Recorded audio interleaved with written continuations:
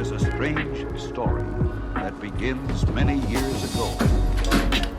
There's a video being posted this Tuesday, right now. It's not Tuesday right now, but because it's being uploaded Tuesday, you know what that means. And I'm bringing back a classic.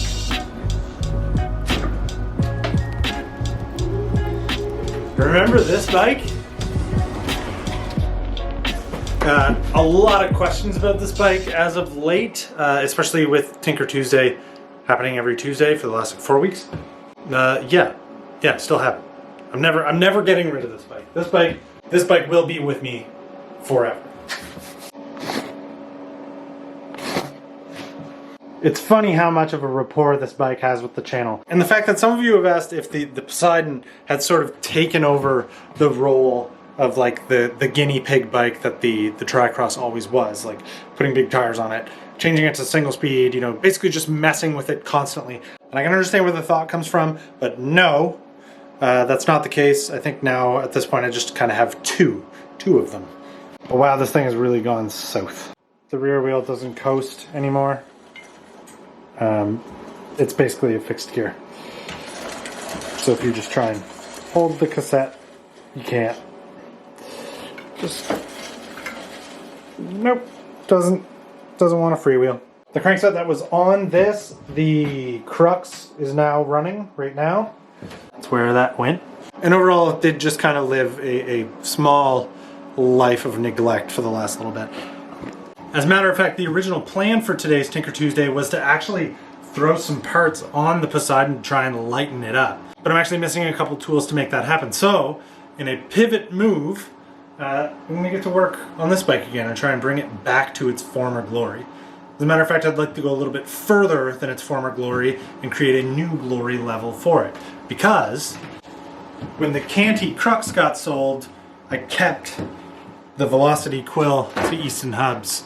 So they will get new life into the Rawnstercross. Now obviously, before I can really go on to any of the bringing it back to its glory mechanic style work, probably my biggest interest is actually getting a really good polish job out of this frame. Which of course means taking everything off of it again. Oh, everything's so seized. Tiny bit of evidence here that maybe I'm running too big a tire in this thing all the time. Oops.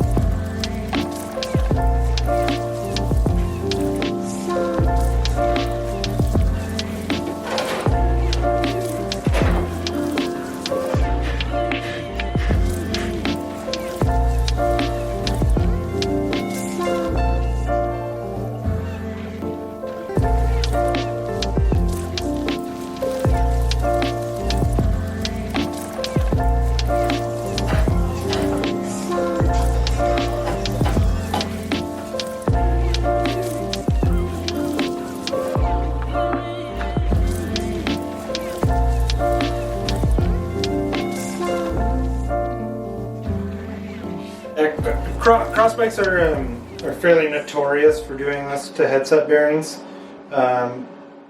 especially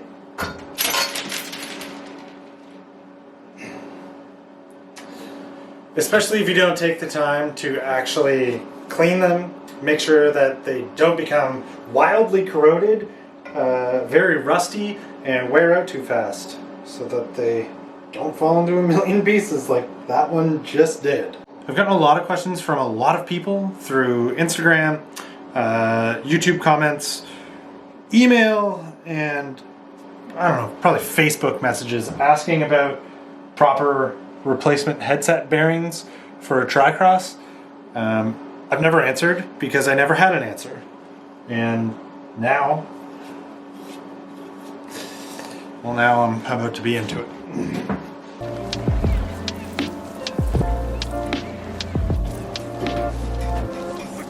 So I think the thing that always made this frame set, like this build, stand out has actually been this big cadence decal that I put on like the minute that I polished it originally. But to repolish it, it really kind of can't be there. So, but this thing's kind of cold to the touch right now, so this is actually rock hard. It's on there really well. We'll just kind of heat it up and it'll probably come off no problem at all without any issues whatsoever.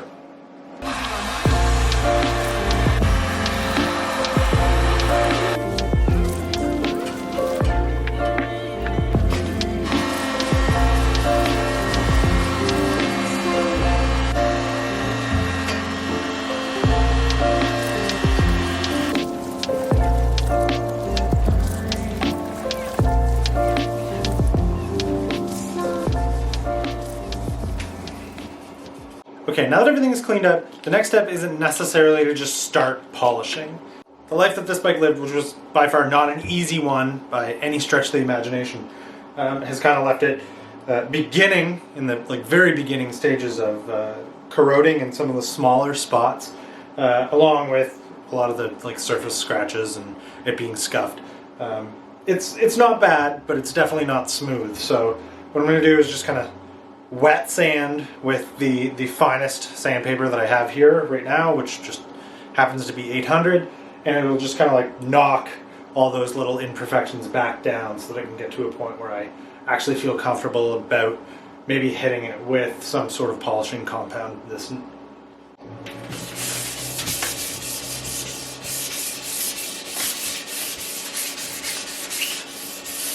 Now, if you're to ask me why do you wet sand, I don't know that I could give a proper answer, but I do believe it's so that the sandpaper doesn't get clogged up so easily. I'm pretty sure. I'm just gonna quickly take a quick commercial break, and by the time that's over and you get back here, this frame will have begun to be polished. This commercial break definitely has nothing to do with the fact that I got overzealous with my tinkering and forgot to shoot some of it. It has everything to do with me being greedy. I'm very greedy and I want to make more money via YouTube videos, so therefore, ad now. Yep, wow, sure did get a lot done, but lots more to do.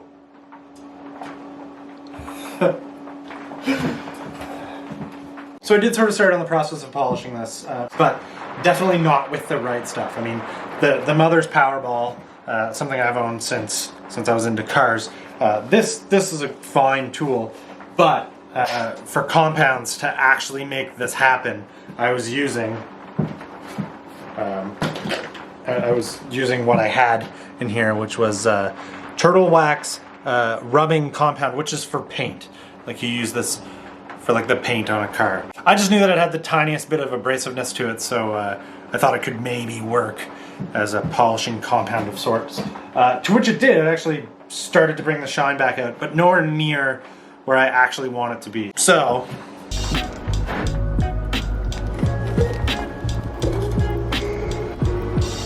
it's a proper metal polish.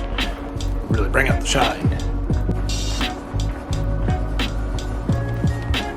You might wonder why I'm doing this by hand right now when I just showed you a power drill with a Mother's polishing ball on it.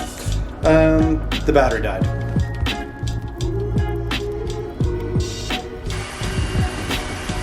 We'll all find out together. The most powerful underground espionage agent in the Western Hemisphere. I've been trying to get my hands on him for years. What's his next move? But since you ask, I'll give it to you straight.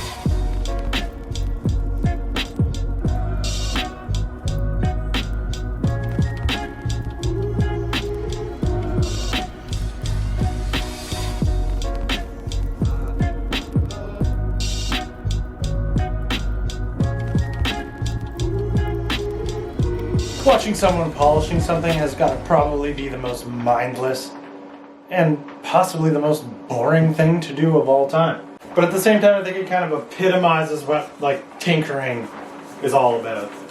You just kind of pick a task and just kind of pick away at it. Sit here, scrub at some dirty, gross aluminum, until it kind of looks like, oh,